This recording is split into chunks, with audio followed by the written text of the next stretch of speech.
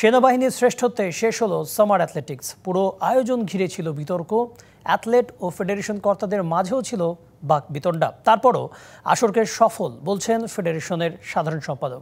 এদিকে সামার অ্যাথলেটিক্সে অংশ নিলেও ওয়ার্ল্ড গেমসে অংশ নিতে চান না দ্রুততম মানব ইমরানুর রহমান। চিঠি পাওয়ার পর বিকল্প কাউকে প্রস্তুত করছে এখন ফেডারেশন। সেনাবাহিনী প্রতিধ্বনিতে মুখরিত জাতীয় স্টেডিয়াম, ডাকঢোল আর আতশবাজি ফুটিয়ে বিজয় উৎসব পালন করেন অ্যাথলেটরা। ১৭তম সামার অ্যাথলেটিক প্রতিযোগিতায় ২৬টি স্বর্ণ, ২১টি রৌপ্য আর ১৫ ব্রোঞ্জ নিয়ে এবারের আসরে বিজয়ী তারা। তবে আগের আসরগুলোর মতোই এবারের আসরে ছিল বিতর্ক। আসরের সূচি নিয়েও আপত্তি জানিয়েছেন অনেকেই। মেডিকেল সাপোর্ট না পাওয়ার কথাও জানিয়েছেন বেশ কয়েকটি সংস্থা।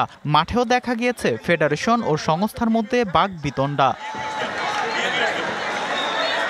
এমনকি গণমাধ্যম কর্মীদের সঙ্গে অসৎ আচরণ করতে দেখা গিয়েছে কিছু ফেডারেশন কর্তাদের। তারপরও সাধারণ সম্পাদকের দাবি সুষ্ঠু হয়েছে এবারের টুর্নামেন্ট।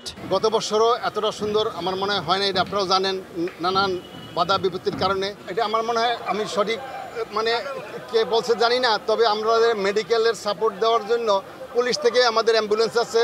45 মিনিটস গ্যাপ দিয়ে আপনি এই সমস্ত স্পিন ইভেন্ট করতে পারবেন। কাজেই সকালে ইভেন্ট করছে, সেটা বিকালে পারবে না, এটা যৌক্তিক প্রশ্ন নয়। এদিকে আসন্ন ওয়ার্ল্ড গেমসে অংশ নিচ্ছেন না বাংলাদেশের দ্রুততম মানব ইমরানুর রহমান। এই বিষয়ে ইতিমধ্যে ফেডারেশনকে চিঠি দিয়েছেন তিনি। আসন্ন এসএ গেমসের প্রস্তুতির জন্যই বিরতি চেয়েছেন এই প্রবাসী অ্যাথলেট। তাই বিকল্প কাউকে পাঠাবে নিরুপায় ফেডারেশন। পার্টিসিপেট করছে না, সে আমাদের কাছে অ্যাপ্লিকেশন দিয়ে জানাইছে এই গেমের জন্য আমি ওয়ার্ল্ড গেমের জন্য প্রস্তুত না, কাজে পরবর্তী সাব গেমসের জন্য আমি প্রিপারেশন হব। কাজে এই গেম আমাকে না নেওয়ার জন্য আমরা অনুরোধ করছি। শেষ দিনে ২০০ মিটার ইভেন্টে স্বর্ণ জিতেছেন সেনাবাহিনীর তারেক রহমান, আর মেয়েদের বিভাগে জয় পেয়েছেন একই সংস্থার শারিফা খাতুন। Fardin Saju, DBC news, Dhaka.